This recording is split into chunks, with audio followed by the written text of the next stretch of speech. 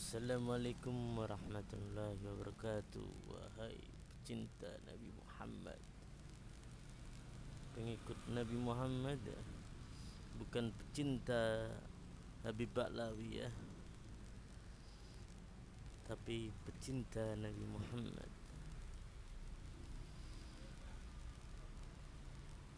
Akhir-akhir ini banyak pondok, banyak pesantren. Setiap setengah bulan sekali pasti ada berita pelecehan santri atau santriwati terhadap ustadz atau sekolah yang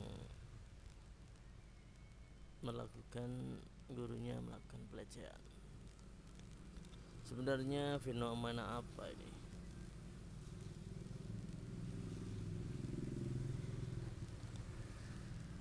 Menepakkan lah. Jadi flashback ya, bullying di sekolah, bullying di pesantren, pelecehan atau pemerkosaan atau seksualitas. Pelecehan seksual adalah bully juga, antara guru dengan murid, antara gurunya mengancam muridnya, antara ustadznya mengancam muridnya ya. Jadi sangat miris sekali. Di Indonesia ini setiap setengah bulan sekali pasti ada berita pelecehan di pondok pesantren, pelecehan di sekolahan. Kemunduran 10 tahun mundur ya, pendidikan kita itu mundur 10 tahun. Ini bisa dilihat setiap anak pondok itu merokok ya. Kalau di zaman saya dulu itu, saya kecil tidak berani merokok ya. Diancam bapak ibu saya ya. Orang tua mewanti-wanti tidak boleh merokok. Sekarang di pondok pesantren, sekarang di sekolahan sudah pada merokok semua dari umur 10 tahun ya. Itu kemunduran pendidikan, dunia pendidikan di Indonesia sangat miris sekali. Dan kalau ditanya kenapa Anda merokok, maka santrinya jawab sunnah kiainya. Itu sangat miris sekali. Sebagai penyuluh anti rokok saya, penyuluh anti rokok, saya memandang situasi ini adalah duka bagi Indonesia. Generasi muda dirusak dengan rokok.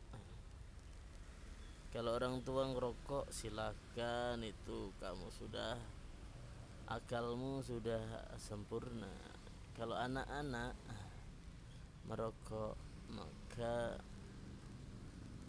sangat miris sekali, bahwa rokok itu ancamannya sangat gede sekali ya. Kembali lagi di kasus pencabulan, kasus pelecehan, kasus pemerkosaan ya, dari guru, dari ustadz, pondok pesantren, sekolahan. Setengah bulan sekali muncul di Kompas, di online. Sangat miris sekali. Kalau menurut sudut pandang saya, umpamanya anak saya itu saya pondokkan dan anak saya merokok, saya keluarkan lagi dari pondok. Jangan, tidak usah kamu mondok kalau kamu merokok ya. Itu prinsip saya ya. Kalau prinsip, mungkin prinsip orang tua yang acuh tak acuh ya, mungkin ya dibiarin saja anaknya merokok karena doktrin-doktrin sesat ya dari golongan tertentu ya. Rokok itu jadi apa, jadi menjamah seluruh anak muda, bahkan anak kecil, bahkan balita ya. Miris sekali. Indonesia ini sudah pendidikannya sudah mundur 10 tahun lagi, tambah 10 tahun lagi dari berita yang sangat miris, bullying ya. Saya dulu juga pernah dibullying di mana ya. Bully itu di setiap sekolahan ada ya. Di SD ada bullying ya, di SMP ada bullying, di SMA ada bullying ya. Ya biasa anak-anak nakal yang mungkin hartanya orang tuanya itu haram ya, jadi jadikan anak itu nakal ya. Atau pergaulan anaknya yang kurang mendidik, kurang terdidik, gaul-gaul dengan anak nakal juga ya. Ya dulu juga pengalaman saya waktu kecil, saya ajaibnya saya itu mengingat sedetail saya sekolah ya. Di SD juga ada anak nakal ya. Ada anak nakal ya, katanya sekarang jadi ustadz. Kalau saya sih nggak percaya ya. Tidak mungkin orang nakal 100% terus jadi ustadz terus tobat 100%, saya tidak percaya. Pasti ada bajingan-bajingannya dikit ya, walaupun dia sudah bertobat ya. Di SMP juga ada bullying. Parahnya lagi kalau anak kita mondok dan dibully ya, ada anak nakal dan tidak bisa pulang ke rumah, hancur anakmu. Itu yang saya rasakan dulu ya. Saya bisa pulang, saya bisa berlindung di rumah ya, di orang tua saya waktu SMP ya. Tebak saja SMP-nya apa ya, saya tidak akan menyebutkan. Kebiasaannya sekolah swasta itu lebih bobrok dari sekolah negeri. Kalau di sini membayarnya mahal tapi lebih bobrok ya. Itulah apa, realita yang kenyataan ya. Kenyataan yang memang nyata, saya tidak mengada-ngada karena saya mengingat detail. Jadi sekolah swasta sama sekolah negeri itu lebih bagus manajemennya dari negeri daripada swasta. Yang saya rasakan selama ini ya. Kalau sekarang ya nggak tahu, itu saya menceritakan dulu ya. Waktu saya sekolah bullying pasti ada ya. Dari kenyataan, dari peristiwa miris-miris seperti ini, di pesantren ada bullying, di sekolah ada bullying, di pesantren ada pelecehan, di sekolah ada pelecehan. Sebenarnya siapa yang salah? Merokok kempas-kempus. Mungkin sekarang saya menjadi manusia aneh karena saya tidak merokok. Jadi di tempat saya tinggal itu ya mungkin banyakkan merokok ya.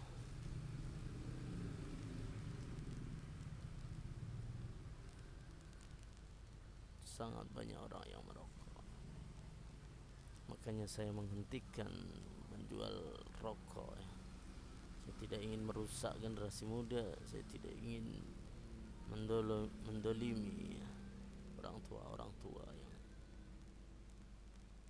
yang mencari duit, tapi duitnya dipakai untuk membakar sekuntung rokok.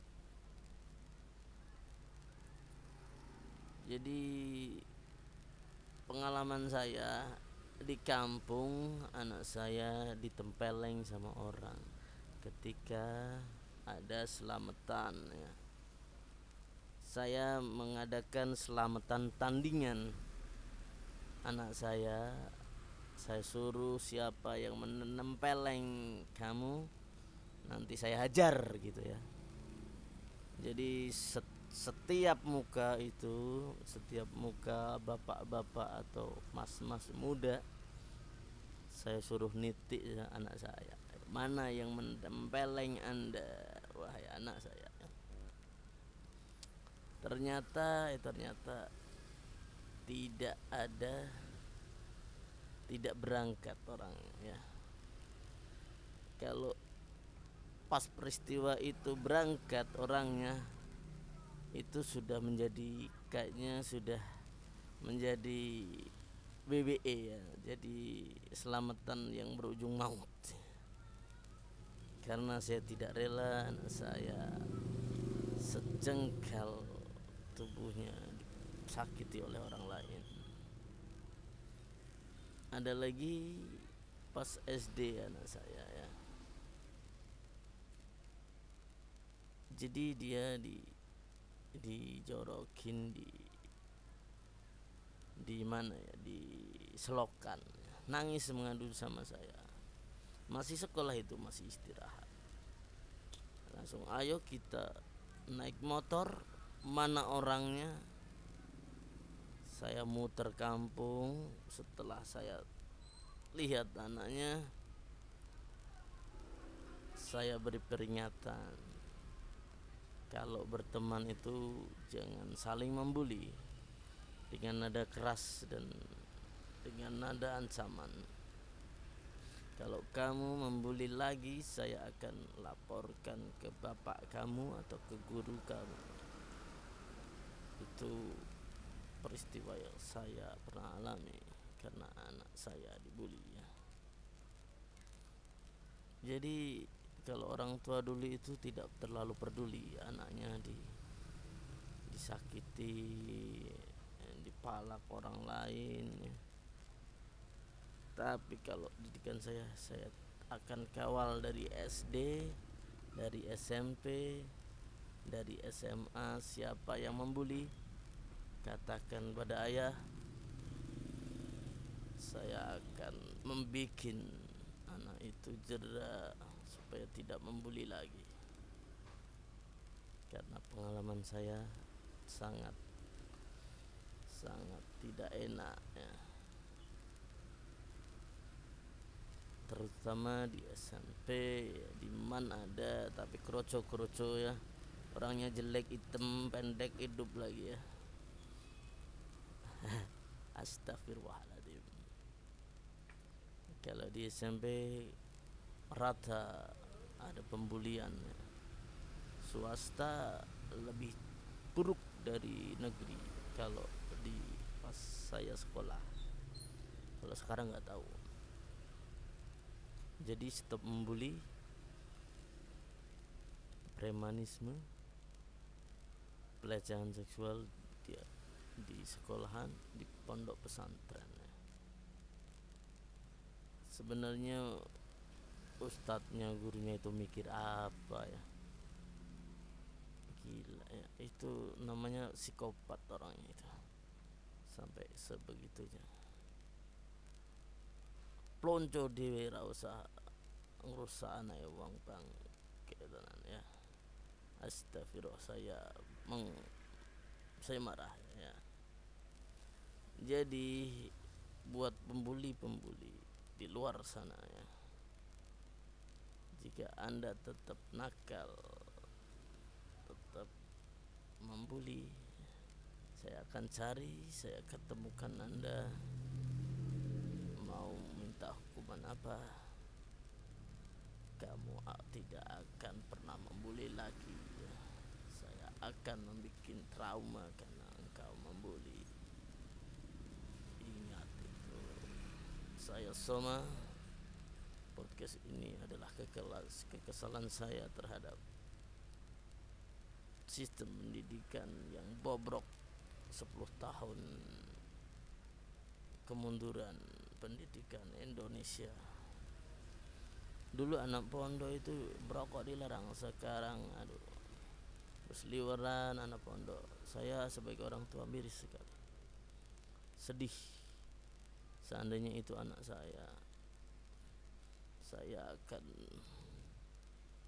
cabut anak saya dari pondok, saya sekolahkan yang biasa-biasa saja, timbang dia merusak paru-parunya, merusak masa depannya. Terima kasih. Assalamualaikum warahmatullahi wabarakatuh. Makanya kenapa saya memilih Manchester United MU ya, karena kebanyakan tidak merokok. Terima kasih. Assalamualaikum.